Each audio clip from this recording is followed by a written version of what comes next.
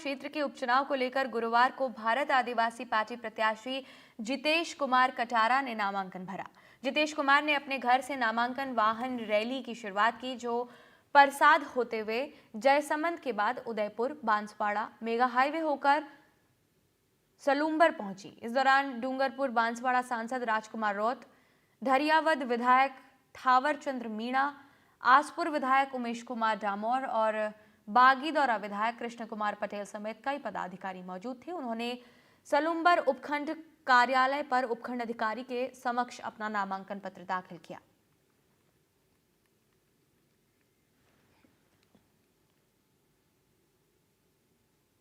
और राजस्थान विधानसभा की 7 सीटों के उपचुनावों पर भाजपा के टिकटों के जवाब में कांग्रेस ने सभी 7 सीटों पर अपने उम्मीदवार उतार दिए हैं। बिना किसी गठबंधन के चुनाव लड़ रही कांग्रेस की जारी सूची में परिवारवाद की छाप नजर आ रही है। 7 नामों में एक मुस्लिम चेहरा है, तो जातीय समीकरणों के जरिए भाजपा की मजबूत टिकटें भी काटने की तलाश में कांग्रेस है। लिस्ट में भाजपा के करीबी रहे नेताओं को भी मौका मिला है। राजस्थान में विधानसभा की 7 सीटों पर चुनावी बिसात बीत चुकी है। भाजपा के बाद कल देर रात कांग्रेस ने भी सभी सीटों पर अपने प्रत्याशियों के नामों का ऐलान कर दिया। इन 7 सीटों पर कांग्रेस ने जीत के लिए हर जरूरी दांव चला है। सूची में परिवारवाद की छाप है, सिंपैथी कार्ड है, बागियों को टिकट दिया गया है, तो भाजपा के नेताओं की पत्नी को भी चुनावी मैदान में उतारने से कांग्रेस को गुरेज नहीं रहा है। अगर इन सीटों की बात करें तो झुंझुनू से विधायक से सांसद बने ब्रजेंद्र ओला के पुत्र अमित ओला को कांग्रेस ने टिकट दिया है, तो रामगढ़ से जुबेर खान के निधन के बाद सीट जब खाली हुई तो उन्हीं के पुत्र आर्यन खान को चुनावी मैदान में कांग्रेस ने उतारकर सिंपैथी कार्ड भी चला है।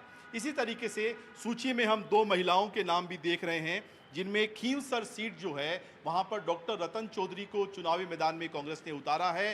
रतन चौधरी भाजपा नेता सवाई सिंह चौधरी की पत्नी हैं और पत्नी को टिकट मिलने के बाद कल रात को सवाई सिंह चौधरी ने भाजपा की प्राथमिक मेंबरशिप से इस्तीफा दिया। तो आप समझ सकते हैं कि कांग्रेस खींवसर सीट को लेकर कितनी गंभीर है। ये सीट हनुमान बेनीवाल का गढ़ मानी जाती है, हालांकि उन्होंने अभी तक टिकट का ऐलान नहीं किया। और दूसरी तरफ इस सीट पर भाजपा ने हनुमान बेनीवाल के शिष्य रहे रेवंतराम डांगा पर चुनावी दांव खेला है, तो एक तरीके से इस सीट पर मुकाबला त्रिकोणीय होने की पूरी संभावना है। इसी तरीके से सलूंबर सीट पर रेशम मीणा को कांग्रेस ने टिकट दिया है। रेशम मीणा कांग्रेस के खिलाफ बगावत करके चुनाव लड़ चुकी है। पार्टी ने उन्हें बाहर निकाल दिया था, लेकिन फिर कांग्रेस के नेता वापस लेकर आए और इस बार उन्हें उपचुनाव में शांति मीणा के सामने भाजपा की जो प्रत्याशी हैं चुनावी मैदान में उतारा है। 84 सीट की बात करें तो इस सीट पर जातीय और स्थानीय समीकरणों को साधने की कांग्रेस ने कोशिश की है, क्योंकि ये बाप पार्टी का गढ़ माना जाता है और राजकुमार रौत की पार्टी वहां पर काफ़ी मजबूत है। कांग्रेस ने इस बार युवा चेहरे महेश रौत पर दांव खेला है। महेश रौत NSUI से यूथ कांग्रेस से निकले हुए नेता हैं और कांग्रेस को लग रहा है कि वहां पर युवा चेहरे के जरिए मुकाबले को रोचक बनाया जा सकता है। इसी तरीके से एक सीट देवली उनियारा की भी है और इस सीट पर इस बार केसी मीणा यानी कस्तूरचंद मीणा, जिनके बारे में कहा जा रहा है कि वो किरोड़ीलाल मीणा के समर्थक हैं, उनकी कुछ फोटो सोशल मीडिया पर जिन पर वो किरोड़ीलाल मीणा का स्वागत करते हुए दिखाई दे रहे हैं, वायरल हो रही है।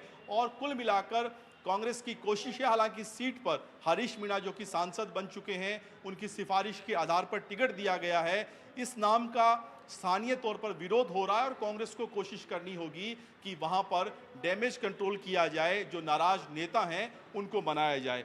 दौसा की सीट का चुनाव भी इस बार बहुत दिलचस्प होगा। यहां पर किरोड़ीलाल मीणा के भाई जगमोहन मीणा चुनावी मैदान में हैं और कांग्रेस ने मीणा के सामने दीनदयाल बैरवा यानी SC ST के बीच मुकाबले की स्थिति बन गई है और ये सामान्य वर्ग की सीट है, तो हो सकता है कि कोई जनरल कास्ट से कोई नेता बागी होकर भी चुनाव लड़े। इस सीट पर भी मुकाबला दिलचस्प होगा। हमने देखा था कि भाजपा की सूची में भी 2 नेताओं के परिजनों को टिकट दिया गया। कांग्रेस ने भी यही कहानी दोहराई है और भाजपा ने भी पूरी तरीके से कोशिश की है कि टिकट उसी नेता को दिया जाए जो जीतने की काबिल हो और उसी पर दांव खेला जा सकता है। कांग्रेस की इस लिस्ट में भी इसी तरह की कहानी हमें दिखाई दे रही है। कैमरामैन सुशील के साथ सुशांत पारीक, NDTV, जयपुर।